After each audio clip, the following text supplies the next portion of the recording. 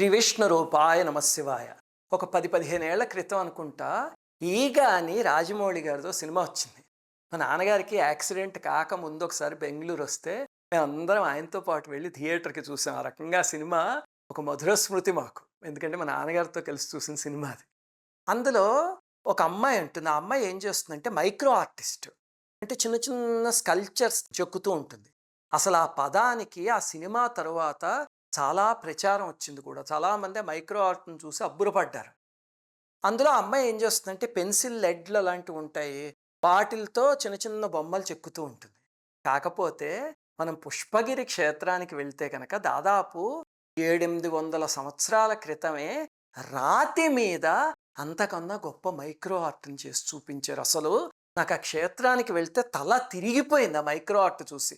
మనకి చాలా అద్భుతమైన శిల్పాలున్న ఆలయాలున్నాయి. ఇప్పుడు ఉదాహరణకి బేలూరు, హళేబీడు అని కర్ణాటకలో హసన్ దగ్గర ఉన్నాయి. అక్కడికి వెళ్తే భారతదేశంలోనే అలాంటి శిల్పాలు ఎక్కడా చూడం మనం. భారతదేశం ఏంటి ప్రపంచంలో చూడం. అంతటి అద్భుతమైన శిల్పాలున్నాయి. కాకపోతే ఇక్కడ గొప్పతనం ఏమిటంటే ఏ ఆలయంలోనూ లేనిది మైక్రో ఆర్ట్. అంటే ఇంత చిన్న చిన్నవి 1 మిల్లీమీటర్‌లో, 2 సెంటీమీటర్స్‌లో, 1 ఇంచ్‌లో అలాంటి వాటిలో అద్భుతమైనవి చెక్కేసారు అంతే. నాకసలు చూసి తల తిరిగిపోయింది. అందులో నాకు శిల్పాలంటే పిచ్చి మీకు తెలుసు కదా! ఆర్కిటెక్చర్ అంటే. అందుకని వీడియోలో మీకు మొత్తం ఆ శిల్పాలన్నీ ఏమున్నాయి అని దాదాపు ఒక 30, 35 శిల్పాల గురించి చెప్తాను. ఓపికగా చూడండి అసలు మనసు దోచేస్తుంది అంత అద్భుతమైన ఆలయం అది. ఇంకా పుష్పగిరిలో చాలా ఆలయాలున్నాయి. అవన్నీ వేరే వీడియోల్లో చెప్పుకుందాం గానీ, ఈ వీడియోలో కేవలం ఆ శిల్పాల గురించే చెప్తా. ఇంతకీ ఆలయం ఎక్కడుంది అంటే కడపకి 25 కిలోమీటర్ల దూరంలో ఉంది. దీని గూగుల్ లొకేషన్ అవన్నీ కూడా ఈ వీడియో కింద డిస్క్రిప్షన్‌లో ఇస్తాను చూసుకోండి. ఇది చెన్నకేశవ ఆలయం అని నేను చూపిస్తున్నది ఇప్పుడది. ఇంతకీ ఆలయంలో విశేషం ఏమిటంటే మనం సామాన్యంగా దర్శనం చేసుకొని బయటకొచ్చేస్తే ఇదే ఇక్కడ నేను చూపిస్తున్నట్టు ప్యానెల్స్ ఉంటాయి చూడండి. ఏనుగులు, హంసలు అవన్నీ చెక్కుంటాయి కదా! ఎవరైనా మామూలుగా ప్రతి ఆలయంలో ఉంటాయి కదా! అనుకుని వచ్చేస్తారు. కానీ అక్కడ ఈ పై దానికి కింద ఒక చిన్న సందు లాంటిది ఉంది చూడండి. అందులో ఈ మినియేచర్ ఆర్ట్ అంతా చెక్కారు. సామాన్యంగా మనకి దూరం నుంచి కనిపించదు. అందుకే దర్శనం చేసుకొని అందరూ వెళ్ళిపోతారు. వాటిల్ని గమనిస్తే అసలు ఆ మినియేచర్ స్కల్ప్చర్స్ ఏమిటో తెలుస్తాయి. అపూర్వమైన శిల్పాలది. సరే ఇప్పుడు మొట్టమొదటిది చూద్దాం చూడండి. ఇక్కడ చూడండి నేను వేలు పెట్టి చూపిస్తున్నా. శివలింగము, నంది. నా వేలు ఎంతుందో అంత దాంట్లో ఒక శివలింగాన్ని, ఒక నందిని చెక్కిస్తారు. అంగుళం కూడా లేనంత రాయి పైన. అలాంటి మైక్రో ఆర్ట్ ఇంకా చాలా ఉంది. ఈ రెండోది చూడండి. ఒక అమ్మాయి మన యోగాలో దేవి ఆసన్ అని గాడెస్ పోజ్ అంటారు. ఇలా పెట్టి ఒక రకంగా కాళ్ళ మీద కూర్చుంటాం కదా మనం. అలాంటిది చెక్కారు చూడండి. అది మనకి ఈ ఫోటోలో ఇలా కనిపిస్తోంది. దగ్గరికి వెళ్తే మీరు ఇంత చిన్న శిల్పం అది. ఇంతే ఉంది కరెక్ట్‌గాను. ఇంతే చిన్నది. కానీ కాళ్ళు, చేతులు, ముఖం అవన్నీ ఎంత స్పష్టంగా చెక్కారో చూడండి. ఆలోచించండి. ఇదేమి వాక్స్ మీదో, సబ్బు మీదో, ఎరేజర్ మీదో చెక్కింది కాదు. రాతి మీద చెక్కింది. ఉలి పొరపాటున అలా పడిందనుకోండి, అది విరిగిపోతే మొత్తం ఫ్రేమ్ అంతా పోయినట్టే. ఆ ఆర్చ్ చూడండి. ఆ ఆర్చ్ కింద అమ్మాయి చిన్న బొమ్మ చూడండి ఎంత చక్కగా చెక్కారో. ఇంకా ఈ తర్వాత చూడండి ఇక్కడ వినాయకుడి దగ్గర మనం సాధారణంగా గుంజీళ్ళు తీస్తాం కదా! ఆ ప్రక్రియని ఒక బొమ్మ కింద చెక్కారు చూడండి. వినాయకుడి దగ్గర చక్కగా ఉండ్రాళ్ళు అవన్నీ పెట్టి, ఆ ఉండ్రాళ్ళ పక్కనే ఒక అమ్మాయి ఇలా పట్టుకుని గుంజీళ్ళు తీస్తున్నట్టు. ఈ మొత్తం శిల్పం అంతా ఎంతుందో తెలుసా? నేను బొమ్మలో చూపిస్తే మీకు పెద్దదిగా కనిపిస్తుంది. ఇంతే అంతే ఇంతే. ఇన్ని డీటెయిల్స్ చెక్కేసారు. పక్కనే చూడండి ఇంకొక శిల్పం. 2 తలుపులు మూసేసున్నాయి కదా! సన్నగా తలుపు సందుంది. ఆ సందులోంచి ఒక వేశ్య బయటికి చూస్తోంది. ఈ మొత్తం ఎంతుంది శిల్పం అంతా ఇంతే ఉందంతే. అందులోంచి ఆ అమ్మాయి బయటికి కనిపించటం, తలుపులు అవన్నీ ఎంత చక్కగా చెక్కారు చూడండి ఇక్కడ. తర్వాత ఇంకొక శిల్పం చూద్దాం. సీతాదేవి బంగారు లేడి కోసం శ్రీరాముడిని అడగడం. రాముడు, లక్ష్మణుడు వెళ్ళి లేడీని చంపటం. అవన్నీ ఒక చిన్న ప్యానెల్‌లా చెక్కారు. ఇది కూడా చాలా చిన్నది. ఇంతే ఉందంతే ఈ ప్యానెల్ ఇలాగా. చూస్తే మీరు సీతాదేవి చీర మీద గళ్ళ చీర అమ్మవారు కట్టుకున్నది. ఆ గళ్ళు కూడా ఎంత నీట్‌గా చెక్కారో చూడండి. మనం సామాన్యంగా పెన్సిల్‌తో ఇలా గీసినా సరే వంకర్లొచ్చేస్తాయి. మరి ఉలితో గీయాలంటే ఇలా గీస్తూ ఉంటే చెక్కింది కొంచెం పక్కకి తప్పితే ఇంతే ఉంది కదా కాలు. చూడండి ఇక్కడ నా చేతులు పెట్టి చూపిస్తున్నా ఎంత చిన్నగా ఉందో. అయినా సరే ఎంత అద్భుతంగా చెక్కారు వాళ్ళు. ఈ పక్కన తర్వాత చూస్తే మీరు ఒక పెద్ద పూర్ణ కుంభం ఉండి దానిపైన లతలు, పక్షులు, నగలు, నగిషీలు అవన్నీ చెక్కున్నాయి. చాలా వరకు విరిగిపోయాయి కానీ మీరది గమనిస్తే తెలుస్తుంది. ఇప్పుడు మనం ఇత్తడితో కానీ దేనితో అయినా అలా కుంభం ఉందనుకోండి దానిపైన డిజైన్స్ చెక్కుతారు. అలాంటిది రాతిని కూడా మెటల్‌గా మార్చేసారు ఆ శిల్పులు. చూడండి రాతి మీద చెక్కడం ఎంత కష్టం అలాంటివి. వాళ్ళు చెక్కేసారు అంతే. ఆ తరువాత మీరు ఆ గోపురం ఉందక్కడ. ఆ గోపురం పైన ఎన్నో శిల్పాలున్నాయి కానీ అక్కడ ఒక పందిరి లాంటిది వేసేసారు. దాంతో కార్నర్స్‌లో ఉన్నవి తప్ప కనిపించట్లేదు. లేకపోతే గోపురం పైన చాలా విశేషమైన శిల్పాలు ఎన్నున్నాయో. ఉదాహరణకి ఇక్కడ ఒక శిల్పం చూపిస్తున్నా చూడండి. అలాంటివి అపురూపమైన శిల్పాలు ఎక్కడా కనిపించనివి ఆలయంలో ఎన్నున్నాయో. ఆ తరువాత ఈ శిల్పం చూడండి. కామాక్షి అమ్మవారు కాంచీపురంలో పరమేశ్వరుడు కోసం తపస్సు చేశారు. ఇది నేను మీకు అరుణాచలం వీడియోలోను, అలాగనే మాంగాడ్ అనే కామాక్షి క్షేత్రం గురించి చెప్తూ అందులో చెప్పాను. అయితే అమ్మవారు తపస్సు చేసినప్పుడు పరీక్షిద్దాం అని చెప్పి పరమేశ్వరుడు ఒక పెద్ద వరదని తీసుకొస్తే, ఆ శివలింగం ఆ అమ్మవారు మట్టితో చేసుకున్నారు సైకతలింగం. అది ఎక్కడ పోతుందో అనే తపనతో అమ్మవారు గట్టిగా పట్టేసుకున్నారు. ఆ శివలింగమే ఇప్పుడు కాంచీపురంలో ఉన్న ఏకాంబరేశ్వర స్వామి కదా. మూర్తిని ఆ కథని ఇక్కడ చెక్కారు చూడండి. అమ్మవారు గట్టిగా శివలింగాన్ని పట్టుకోవడం, మహర్షులందరూ హాహాకారాలు చేయడం అలాగా. మరి నీళ్ళు ఎలా చెక్కుతారు? అలా ఉప్పెన వస్తున్నట్టు, ఇది రాతి మీద కదా. అందుకని దానికి సింబాలిక్‌గా పక్కన 2 చేపలు చెక్కారు. అంటే అవన్నీ నీళ్ళల్లో జరుగుతుంది అని. చూడండి ఎంత అద్భుతమైన సృష్టో. అలాగే ఇక్కడ విష్ణుమూర్తి కూర్చునున్నాడు. ఇంతే శిల్పం అది కూడా. కానీ ఆ పోస్చర్ చూస్తే మీరు ఇలాగా ఆయనలో ఒక రాజసం కనిపిస్తూ ఉంటుంది. అలాగా రాతి మీద రాజసం ఎలా చెక్కుతారండి అంటే, చెక్కుతారు మన శిల్పులు ఏదైనా చెక్కుతారు. ఇదిగో ఇదే ఉదాహరణ. ఇక్కడ ఇంకో శిల్పం ఉంది చూడండి. ఇక్కడ 2 భాగాలున్నాయి. ఒకటేమో ఇద్దరు దెబ్బలాడుకుంటూ ఉంటే ఒకళ్ళనొకళ్ళు కత్తితో పొడుచుకుంటున్నట్టు. ఇంకొకటి ఒక అతను ఒక కవచం ధరించినట్టుంది. ఆ కవచం కూడా చూడండి చాలా విచిత్రంగా ఉంది. ఏమిటండి ఇది అంటే, మనకి ఇప్పుడు రోడ్ల మీద ఉంటాయి చూడండి, హెల్మెట్ పెట్టుకుని వెళ్ళకపోతే యాక్సిడెంట్లు అవుతాయి అని. అలాగే అక్కడ కూడా యుద్ధానికి కవచం పెట్టుకు వెళ్ళకపోతే ఎవరో ఒకళ్ళు పొడి చేస్తారు జాగ్రత్త అని. ఆ రెండు ప్యానెల్స్ కింద చక్కగా చెక్కారు. తర్వాత ఈ శిల్పం చూడండి.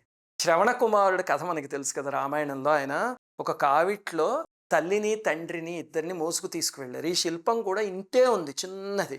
కానీ మీరు చూస్తే కావిడి కనిపిస్తుంది.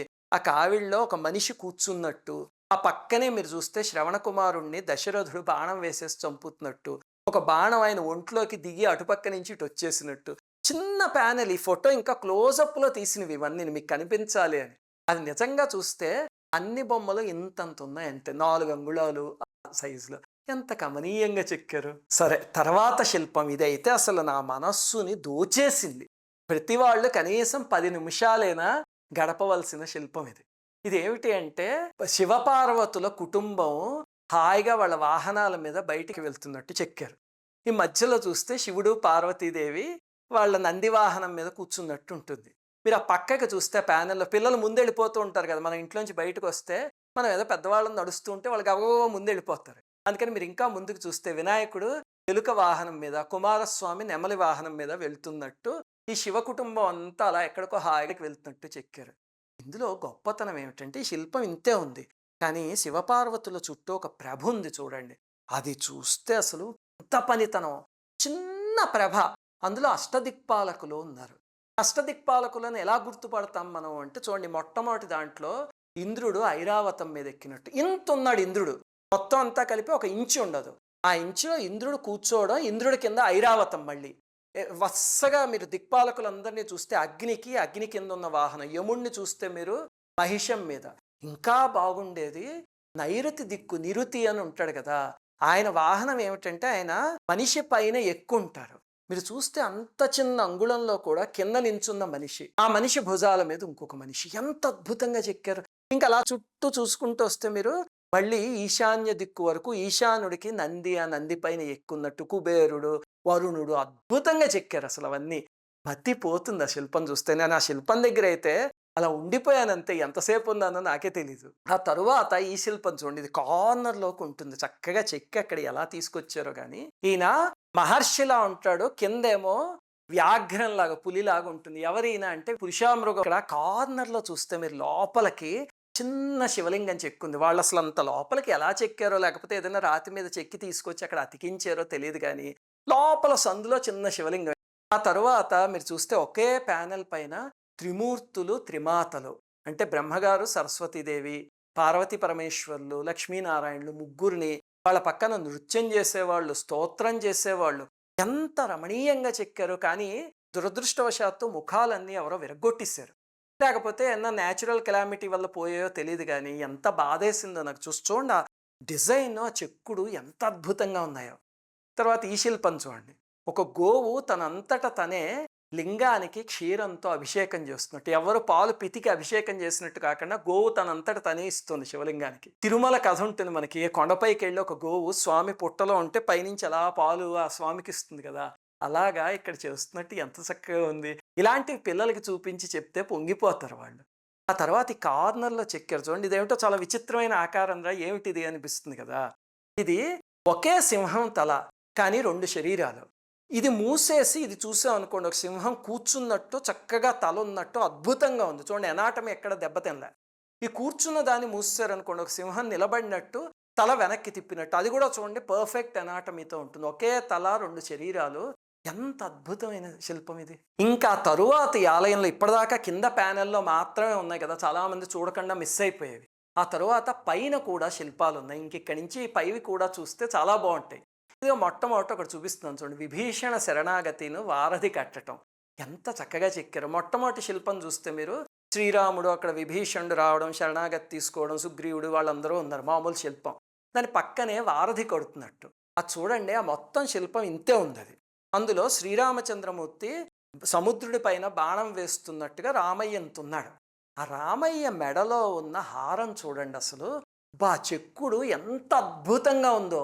అలాగే రాముడు బాణం వేయగానే కింద సముద్రుడును సముద్రుడి భార్య భయపడుతూ వచ్చి స్వామి పాహిమాం పాహిమాం శరణాగతి అన్నట్టు, వాళ్ళ వాహనం మీద వాళ్ళు ఎక్కి వచ్చినట్టు. ఈ విగ్రహం మొత్తం ఇంత ఉంటే శిల్పము, ఇందులో సముద్రుడు భార్య కింద ఇంత ఉన్నారు అంతే కదా, వాళ్ళ వాహనం దానిపైన వాళ్ళిద్దరు. వాళ్ళ బట్టల్లో డిజైన్స్ చూడండి, వాళ్ళ బట్టలు ఊరికే కాకుండా దానిపైన చుక్కలు డిజైన్లు అన్నీ ఉన్నట్టుగా చక్కగా చెక్కారు. ఆ తరువాత వారధి కడతారు కదా, అందుకని ఒక చిన్న వానరుడు కింద నేల మీద నిలబడి ఒక రాయి మోసుకుని వస్తున్నాడు చూడండి. ఈ శిల్పం మొత్తంలో వానరుడు ఎంత ఉన్నాడు. మినియేచర్ ఆర్ట్ చెప్పాను కదా, ఇక్కడ ఈ ఆలయంలో ఉన్నట్టు నేను ఎక్కడా చూడలే. పైన ఆకాశంలో ఇంకో వానరుడు ఇంకో పెద్ద రాయి మోసుకొస్తున్నాడు చూడండి. ఇవన్నీ ఇంత శిల్పంలో చెక్కారు. ఎంత సబ్జెక్ట్ ఉంది చూడండి. రామయ్య, 2 వానరులు, వాళ్ళ చేతుల్లో రాళ్ళు, సముద్రుడు భార్య, వాళ్ళ వాహనం. వీటిలో ఎక్కడైనా ఇలా చెక్కుతున్నప్పుడు పొరపాటున సుత్తి పక్కకి పడింది అనుకోండి, శిల్పాలకి ఎరేజర్లు ఉండవు కదా, ఇంకొకటి పోయిందంటే అతికించడం కూడా ఉండదు, మీరు ఎక్కడ అతుక్కు కనిపించదు. ఇందులో పోయినట్టే ఆ శిల్పం మొత్తం. ఈ చెక్కడానికి వాళ్ళకి కొన్ని రోజులో వారాలో పట్టి ఉంటుంది. చిన్న పొరపాటు అయితే పోయినట్టే. అలా కాకుండా మహానుభావుల శిల్పులందరూ ఎలా చెక్కారో. మనం బయాలజీ రికార్డులోనే ఒక బొమ్మ గీయాలంటే, బ్రెయిన్ హార్ట్ ఏదో గీయాలంటే ఎరేజర్ 2-3 సార్లు వాడతాం. వాళ్ళు ఇక్కడ ఏమీ లేదు చూడండి, ఎంత రమణీయంగా చెక్కారో. ఏమి ఇవ్వగలం ఆ శిల్పులకి అంటే ఏమీ లేదు. ఆలయాలకు వెళ్ళి ఆ శిల్పాలన్నీ చూస్తే 100ల సంవత్సరాల క్రితం అయినా సరే వాళ్ళ ఆత్మలు ఎంత సంతోషిస్తాయో. సరే, ఈ పక్కనే ఇంకో శిల్పం ఉంది చూడండి. ఇది కూడా ఒక ఇంత పెద్ద శిల్పం. ఇందులో కాలభైరవుడి చేతిలో ఆయుధాలు అవన్నీ క్లియర్గా చెక్కి, ఆ కింద భైరవుడు అని గుర్తించడానికి ఒక చిన్న కుక్కని చెక్కారు. ఆ కుక్క మొత్తం ఇంతే ఉంది. ఆ ఇంతలో కుక్క డీటెయిల్స్ అవన్నీ ఎంత బాగున్నాయి చూడండి. ఈ తరువాతదే అద్భుతమైన శిల్పం ఇది.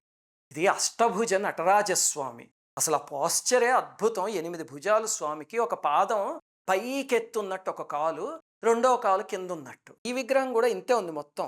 ఆ పైకెత్తిన కాలు చూస్తే మీరు పాదం దగ్గర మనకి ఇలా ఒక కరువు ఉంటుంది కదా, ఆ కరువు కూడా ఎంత క్లియర్గా ఉంది చూడండి. అలాగే ఇంత విగ్రహంలో కింద వృషభ వాహనం మీద పార్వతీ అమ్మవారు ఎక్కి స్వామి నాట్యాన్ని చూస్తున్నారు. ఆ పార్వతీ అమ్మవారు వృషభమే ఇంత ఉంటే పైన పార్వతీ అమ్మవారు ఇంత ఉన్నారు, ఒక 1 ఇంచ్ ఉంటారు. ఆ అమ్మవారి పాదం చూడండి, ఆ పాదం మొత్తం 2 సెంటీమీటర్స్ ఉంటుంది. రాతి మీద ఎలా కుదురుతుంది అసలు? ఉలితో అంత చిన్నది అలా షేప్లో చెక్కడానికి కుదురుతుంది అంటే ఆ శిల్పులకు కుదురుతుంది, మహానుభావులు. తర్వాత చూడండి, శివపార్వతి మినియేచర్. ఇది ఇంత చిన్న శిల్పము. పార్వతీ పరమేశ్వర్లు ఇద్దరు కూర్చుని ఉన్నారు. స్వామి చేతిలో జింక కనిపిస్తుంది. అవన్నీ పక్కన పెడితే అమ్మవారి చెయ్యి ఇంత ఉంది. ఎంత ఉంటుంది నాకు తెలిసి 2-3 సెంటీమీటర్స్. అందులో ఒక వేలు ఇలా పైకెత్తున్నారు అమ్మవారు. ఆ వేలు ఎంత ఉంటుంది? 1 సెంటీమీటర్. కానీ మనకి చక్కగా మనిషి వేలు కనిపించినట్టు కనిపించేలాగా చెక్కారు. ఈ ఆలయం మొత్తం మైక్రో ఆర్ట్ ఇలాగా. తరువాత ఇది చూస్తే మీరు భీముడు పురుషామృగం, పైన మనిషిలాగా కింద మృగంలాగా ఉంటుంది కదా. ఇది ఒక ప్రఖ్యాతమైన కథ ఉంది. భీముడి వెనకాల మృగం పట్టడం, భీముడి యాగశాల వరకు తీసుకురావడం. అదిగో భీముడు ఇలా చూపిస్తూ తీసుకొస్తున్నాడు చూడండి. ఆ శిల్పం ఇక్కడ చెక్కారు. మీకు ఒకవేళ తెలియకపోతే ఈ కథ ఎప్పుడైనా భవిష్యత్తులో చెప్తా. తరువాత నాకు మళ్ళీ పరమానందాన్ని కలిగించింది ఇదిగో ఈ శివపార్వతుల కళ్యాణం శిల్పం. ఇందులో అన్నిటికన్నా కాంప్లెక్సిటీ ఏమిటంటే, ఇది ఇలా సెమీ సర్క్యులర్గా చెక్కారు రాతి మీద. చాలా కష్టం కదా, స్ట్రైట్గా ఉన్న స్టోన్ అయితే పర్వాలేదు, సెమీ సర్క్యులర్గా ఉంది. ఇందులో డీటెయిల్స్ చూడండి అసలు. ఇది ఇంత ఉంది ఈ శిల్పం మొత్తం. ఇందులో నారాయణుడు కన్యాదానం చేస్తూ ఉంటే మధ్యలో నిలబడిన పరమేశ్వరుడు తీసుకుంటున్నాడు. నారాయణుడి కమండలంలోంచి నీళ్లు పడుతూ అవి పరమేశ్వరుడు చేతిలో పట్టం. ఆ నీళ్లు కిందకి పడిపోకుండా కింద ఒక చిన్న అమ్మాయి ఒక పాత్రని ఇలా తల మీద ఎత్తుకున్నట్టు. ఈ శిల్పమే ఇంతుంది, అందులో ఆ అమ్మాయి ఇంతుంది. ఆ అమ్మాయి చేతిలో ఇంత చిన్న పాత్ర. ఆ నారాయణుడి కమండలంలోంచి జలం అలా పడటం, ఆ ప్రవాహం కూడా చూడండి. పేపర్ పైన గీయడం కూడా కష్టమే. అలాగే ఇటుపక్క చూడండి, కింద బ్రహ్మగారు కూర్చుని ఉన్నారు. ఎందుకంటే శివపార్వతుల కళ్యాణంలో ఆయనే కదా పురోహితుడు, అందుకని ఆయన కూర్చుని ఉన్నారు. కూర్చునింటే పక్కన పార్వతీ అమ్మవారి పాణిగ్రహణం చేస్తుంటే పరమేశ్వరుడు వాళ్ళిద్దరు వేళ్ళు ఇలా పట్టుకుందట్టు. ఎంత అద్భుతంగా చెక్కారు. ఇదంతా సెమీ సర్క్యులర్ స్టోన్, అంతేకాని స్ట్రైట్గా ఉన్నది కాదు.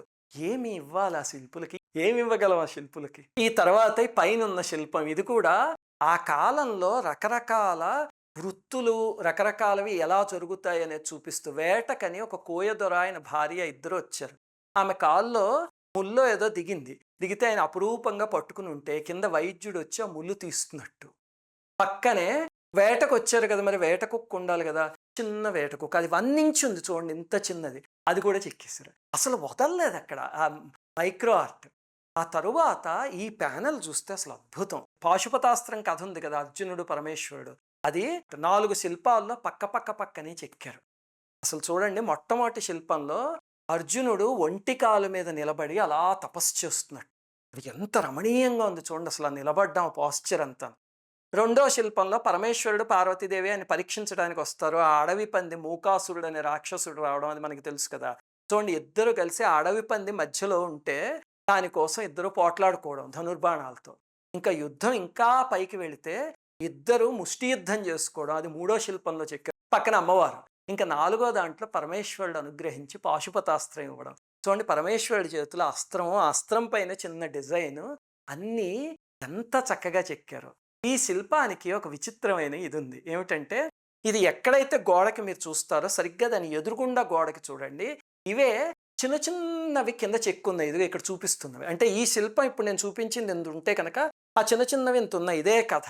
ఏమిటండి ఇది అంటే, మనం ఇప్పుడు జామెట్రీ చూడండి, జామెట్రీలో కన్స్ట్రక్షన్ ఏదైనా ఇచ్చారనుకోండి, ఒక సర్కిల్ ట్రయాంగిల్ ఏదో ఒకటి కన్స్ట్రక్ట్ చేయమని, మనం ఫస్ట్ ఏం చేస్తామంటే ఏబీసీలు ఎక్కడున్నాయి, ఎన్ని డిగ్రీస్ అనేది ఒక రఫ్ ఫిగర్ గీసుకుని చిన్నది, దాన్ని బట్టి మనం అప్పుడు ఆర్క్లు అవన్నీ పెట్టి జామెట్రీలో కన్స్ట్రక్షన్స్ చేస్తాం కదా, సైన్స్ వాళ్ళందరికీ తెలుస్తుంది. అలాగా వీళ్ళు మొట్టమొదట ట్రైల్ ఒక శిల్పం చెక్కుకున్నారు. అది చూసి బాగుందన్నాక ఈ పెద్ద శిల్పాన్ని చెక్కుకున్నారు. ఇక్కడ చోట ఏం చేస్తారంటే అది పడేయకుండా అక్కడ ఉంచారనమాట, మనకి ఎలా చెక్కారో తెలియడానికి. ఇక ట్రయల్ వేశారు, ఆ తర్వాత అక్కడ ఇంప్లిమెంట్ చేశారు. ఏమి శిల్పుల ప్రతిభది. ఆ తర్వాత ఇక్కడ చూస్తే ఇదేమిటండి చిత్రమైంది అంటే, కూర్చున్న గీతోపదేశం. సామాన్యంగా గీతోపదేశంలో కృష్ణ పరమాత్మ నించుని ఉంటాడు, విశ్వరూపం, అర్జునుడు నిలబడి ఉంటాడు, అలా ఉంటుంది కదా. ఇక్కడ అది కాకుండా విశ్వరూప సందర్శనానికి ముందు కృష్ణ పరమాత్మ చక్కగా చెప్తూ ఉంటే అర్జునుడు వింటున్నట్టుగా కూర్చున్న గీతోపదేశం చెక్కారు చూడండి. ఆ తరువాత దశావతారాలు మినియేచర్స్, ఇదొకటి నన్ను అసలు మనస్సు దోచేసింది. ఎంతసేపు గడిపానో నేను అక్కడ తెలియదు. ఇవి ఎంత చిన్న దశావతారాలు అంటే, మీకు ఇక్కడ వీడియోలో మేము జూమ్ చేసి చూపిస్తున్నాం. ఎంత చిన్నవంటే ప్రతి శిల్పము 2-3 అంగుళాలు దాటలేదు. అందుకని అసలు ఎవరు చూడకుండా మిస్ అయిపోయి వెళ్ళిపోతుంటారు. అక్కడ కార్నర్స్లో చెక్కారనమాట. మత్స్యం కూర్మమేమో నిజ రూపాలు ఇంత ఉన్నాయి చూడండి. ఆ పక్కనే నిల్చున్న వరాహస్వామి, నారసింహస్వామి, వామనుడు, ఆ 3 కలిపి ఇదిగో నేను చేయి పెట్టాను చూడండి, అక్కడ నా అరచేతిలో సగం కూడా లేవు, అంత చిన్న ఏరియాలో 3 చెక్కేశారు. ఇంకా అందులో ఇంకా గొప్పతనం చూస్తే, నేను చెప్పాను కదా మైక్రో ఆర్ట్, సరే అండి ఇంత చిన్న చిన్నవి చెక్కారు, బాగానే ఉంది. వరాహస్వామి ముఖం చూడండి, ముట్టె ఉంటుంది కదా, అక్కడ నా గోరు పెట్టాను చూడండి, నా గోరు ఎంత ఉందో అంత ముట్టె ఉంది స్వామికి. దానిపైన మళ్ళీ స్వామి యొక్క దంష్ట్రాలు, అంటే గోరంత ముట్టెలో 2 దంష్ట్రాలు, అది కూడా రాతి మీద చెక్కారు. గుర్తుపెట్టుకోండి, ఇవేమి సిమెంట్ మీద చేసినవి కాదు, రాతి మీద. ఎంత అద్భుతంగా చెక్కారు అది. అలాగే దశావతారాలన్నీ ఇలాగ కార్నర్లో అలా చెక్కుకుంటూ వచ్చారు, చిన్న చిన్న బొమ్మలు. ఆ తరువాత వాటిని ఎక్స్పాండ్ చేశారు. వరాహస్వామి కథ 2 శిల్పాల్లో అనమాట. ఈ మినియేచర్ నుంచి ఇంకా కొంచెం పెద్దది, ఇంతది. ఒకటేమో వరాహస్వామి భూమిని రక్షించటం. అక్కడ మీరు చూస్తే స్వామి పైన గుండ్రంగా ఉన్న భూమిని ఎత్తుకున్నట్టు. మొత్తం ఎంత ఉందనుకుంటున్నారు ఆ శిల్పం? ఎంత ఉందంతే. అందులో భూదేవిని ఎత్తుకున్నట్టు. భూమి లోపల భూదేవి, ఆ సర్క్యులర్గా ఉన్న భూమి, దాని లోపల భూదేవి. ఆ భూదేవే ఒక అంగుళం ఉన్నారు. ఆ అంగుళంలో అమ్మవారి చేతిలో పద్మం పట్టుకున్నట్టు. మళ్ళీ అమ్మవారి చెవులకి తాటంకాలు చూడండి. అంగుళం ఉన్న శిల్పంలో చెవులకి తాటంకాలంటే ఇంకెంత చిన్న ఉండాలి. అవి కూడా చెక్కేశారు అక్కడ. ఎంత గొప్పగా ఉంది చూడండి. ఆ తరువాత ఆ సంఘటన జరిగి హిరణ్యాక్షుడు వధ అంతా అయిపోయిన తర్వాత వరాహస్వామి భూదేవి యొక్క ప్రణయం. ఇదిగో ఇది ఈ శిల్పం చూడండి ఎంత బాగుందో. ఇంత చిన్న శిల్పం నా చెయ్యి అక్కడ పెట్టి చూపిస్తుంటే చూసారా, ఒంటి నిండా నగలు, సింహాసనం మీద చెక్కుడు, అలాగే అమ్మవారిని స్వామివారు ప్రీతిగా కౌగులించుకున్నారు. ఇక్కడ చూడండి స్వామి చేతి వేళ్ళు అచ్చం మనిషి వేళ్లలాగా ఎంత చక్కగా చెక్కారు. ఇది ఎంత శిల్పం, ఇంత 4-5 అంగుళాలు కూడా లేదు. అందులో ఆ చేతి వేళ్ళు చూడండి, అమ్మవారు సిగ్గుపడుతూ తలలా పక్కకి తిప్పేసుకుంటే స్వామి ఆ నడుము పట్టుకున్నట్టు. స్వామి దంస్ట్రలు అవి ఒక 5 mm ఉంటాయి. ఆ దంస్ట్రలు మిల్లీమీటర్, సెంటీమీటర్స్ కూడా కాదు. అలాగే అమ్మవారి చెవులకి సర్క్యులర్ తాటంకాలు చెవులకు పెట్టుకున్నది. వాటి మధ్యలో మళ్ళీ కన్నం కూడా చూడండి. ఆ సర్కిల్ కానీ దాని కన్నం కానీ అది మొత్తం కలిపి 3-4 mm ఉంటుందంటే అందులో చెక్కారు. ఇంకా తర్వాత ఈ శిల్పం ఇవన్నీ అసలు మతి పోగొట్టేసాయి నాకు. ఇంక ఎంతసేపు చెప్పగలను ఇవి. ఈ శిల్పం చూడండి, ఒక పక్కేమో వామనుడికి బలిచక్రవర్తి దానం ఇస్తున్నట్టు, అది అయిపోగానే త్రివిక్రమావతారం, ఈ రెండు కలిపి ఇంత చిన్న శిల్పంలో చెక్కారు. ఈ బలిచక్రవర్తి దానం ఇస్తుంది చూడండి, ఆయన భార్య ఆయన చేతిని తాకుతున్నట్టు. మనం చూడండి సామాన్యంగా పూజలు ఏదైనా చేస్తుంటే భార్య పక్కన కూర్చుని మన పైన అలా చెయ్యి వేస్తుంది కదా, అది. ఈయన కమండలంలోంచి దానం ఇస్తూ ఉంటే జాగ్రత్తగా గమనించండి, ఆ కమండలంలోంచి పంపు తిప్పగానే మనం జెట్ వస్తుంది చూసారా, అలా చెక్కారు రాతి మీద. గమనించండి, అలా వాటర్ జెట్ లాగా రావట్లేదు, పంపు ధారలాగా అలాగ దానం ఇస్తున్నట్టు. ఇంకా అటుపక్కకి తిరిగితే ఇదే ప్యానెల్, అక్కడ త్రివిక్రమావతారం అంటే చిన్న దానం తీసుకున్న వామనుడు కాస్త త్రివిక్రముడు అయిపోయినట్టు. ఇది కూడా ఇంత శిల్పం. ఆ శిల్పంలో డీటెయిల్స్ చూడండి, అసలు ఆశ్చర్యం వేస్తుంది. పైన ఎత్తిన పాదం ఉందా, బ్రహ్మ కడిగిన పాదం అంటాం కదా, పైన చిన్న బ్రహ్మగారు, ఆ బ్రహ్మగారికి 3 తలలు మళ్ళీను. అందులో ఒక పాదం పైన కమండలంలో నీళ్లు పోస్తుంటే ఇంత చిన్న కమండలం, అది నా గోరంతుంది. ఆ కమండలంలోంచి మళ్ళీ నీటి ధార. ఆ తర్వాత ఆ పాదానికి కింద బ్రహ్మగారు పెట్టిన 2వ చెయ్యి. మళ్ళీ స్వామి పాదం అంటే మరి అంతా చక్కగా నాజూగ్గా కడగాలి కదా, ఆ 2వ చెయ్యి, బ్రహ్మగారి ముఖాలు, అలాగే విష్ణుమూర్తి పైన శంఖం పట్టుకోవడం, ఆ శంఖాన్ని పట్టుకున్న వేళ్ళు, ఆ వేళ్ళు మిల్లీమీటర్స్ ఉంటాయి అంతే. రాతి మీద ఎలా చెక్కారో మహానుభావులు. కింద గరుడు, బలిచక్రవర్తి, ఏ డీటెయిల్ వదలలేదు. జానెడు లేని రాయి దాని మీద చెక్కేశారు. శిల్పులారా మీ అందరికీ తల వంచి నమస్కారం చేస్తున్నాను. ఇంక అంతకన్నా ఏం చెప్పలేను అంతే. దాని పక్కనే చూస్తే విందు భోజనం చేస్తూ ఉంటే మనం అందులో పంటి కింద రాయొచ్చింది అనుకోండి, చిచి ఏమిట్రా ఇది అనుకుంటాం. అంత అసహ్యమైనది ఒకటి ఇక్కడ ఉంది చూడండి. ఏమిటంటే అంతటి మహానుభావులు జీవితాలు అంకితం చేసేసి చెక్కేస్తే దౌర్భాగ్యులు కొంతమంది వచ్చి అక్కడ దొంగతనం చేయడం కోసమని ఆలయం మీద ఉన్న ఒక శిల్పాన్ని విడగొట్టేసి ఆ గోడకి కన్నం చేసి పాడేశారు. ఈ మధ్య పాపం ఓ రాతితో మూసేరుటిది. చూడండి ఎంత బాధాకరం ఇది. మన పిల్లలకి ఏం చేయాలంటే మనం చిన్నప్పటి నుంచి ఇలాంటివి చూపించాలి. చూపిస్తే కనుక పెద్ద అయ్యాక ఆ రకంగా ఎవ్వరూ మారకుండా ఉంటారు. అప్పుడు ఈ ఆలయాలన్నీ క్షేమంగా ఉంటాయి. సర్లేండి, ఆ పక్కన చూస్తే మీరు క్షీరసాగర మథనం, ఇది కూడా డ్యామేజ్ అయిపోయింది విగ్రహం. కానీ చక్కగా మందర పర్వతం, దాని కింద చిన్న తాబేలు, ఆ తాబేలుకి చిన్ని చిన్ని పాదాలు చేతులు చూడండి ఎంత చక్కగా చెక్కారు. అలాగే ఒకవైపు దేవతలు, ఒకవైపు రాక్షసులు. దేవతల ముఖాలన్నీ కొంచెం నాజూగ్గా ఉంటాయి, రాక్షసుల ముఖాలు పెద్ద పెద్ద ఉండి కొంచెం బండగా ఉంటాయి. ఆ తేడా కూడా చక్కగా చూపించారు చూడండి. అలాగే ఇక్కడ చూస్తే మీరు శ్రీరాముడు ఆంజనేయ స్వామి కలవడం మొట్టమొదట. ఈ వాలి వధకి ముందు సప్తసాల భంజనం చేస్తారు. శ్రీరామచంద్రుడు 7 వృక్షాలని ఒకే బాణంతో కొట్టి, ఇదిగో ఆ శిల్పము. తర్వాత వాలి సుగ్రీవుల యుద్ధము. అలాగే ఆంజనేయ స్వామి రాముడి దగ్గర మాట్లాడుతూ ఆజ్ఞాపాలక ఆంజనేయ స్వామి అంటారు. నోటికి ఇలా చెయ్యి అడ్డు పెట్టుకుని ఉంటారు. మనం ఎవరైనా మహాత్ములు, ఇప్పుడు భారతీ తీర్థ మహాస్వామి వారు, విధుశేఖర భారతీ స్వామి వారు, అలాంటి స్వాముల దగ్గరికి వెళ్తే ఇలా అడ్డు పెట్టుకుంటాం కదా, అలా ఆంజనేయ స్వామి రాముడితో మాట్లాడుతూ చక్కగా చెయ్యి ఇలా పెట్టుకున్నట్టు చూడండి. ఆ తర్వాత ఇక్కడ నృత్య గణపతి, ఈ అమ్మవారిని విష్ణుదుర్గ అని పిలుస్తారు. అంటే చేతిలో శంఖచక్రాలు ఉంటాయి, కానీ మహిషాసుర సంహారం కింద చూస్తే మీరు మహిషాసురుడిని అమ్మవారు తొక్కుతున్నట్టుగా ఉంది. ఇలా ఎన్నో రమణీయమైన శిల్పాలు. నేను ఇలా చెప్పుకుంటూ పోతే 2-3 గంటల వీడియో అవుతుంది చాలు. కానీ ఇంకా మీరు వెళ్ళి తప్పకుండా చూడండి. ఇంకా ఈ వీడియోలో మొత్తం ఈ మినియేచర్ శిల్పాల గురించే చెప్పాను కదా, ఇంక ఈ ఆలయంలో చాలా విశేషాలు ఉన్నాయి. ఉదాహరణకి మీరు ఇక్కడ చూస్తే చూడండి, అందరూ నిలబడి ఆ పైన ఏదో ఇలా వేస్తున్నారు. ఏమిటండి అది అంటే చాలా విచిత్రమైనది. ఈ ఆలయంలో మాత్రమే చూశాను నేను అలాంటిది. అక్కడ క్యూ కట్టున్నారు జనాలు అది వేయడానికి.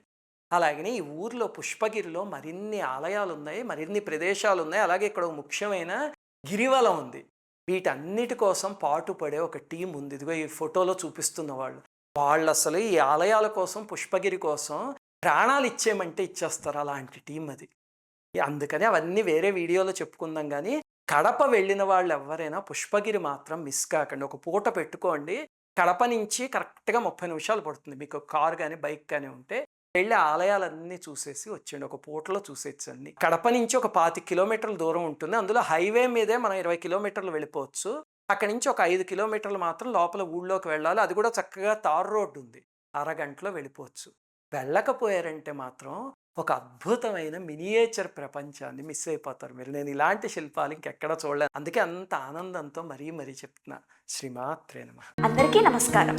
మన ఆధ్యాత్మిక వీడియోల్ని 3 ఛానల్స్గా విభజించాం. 3 ఛానల్స్కి సబ్స్క్రైబ్ చేసుకొని పక్కనే ఉన్న బెల్ ఐకాన్ని క్లిక్ చేయండి.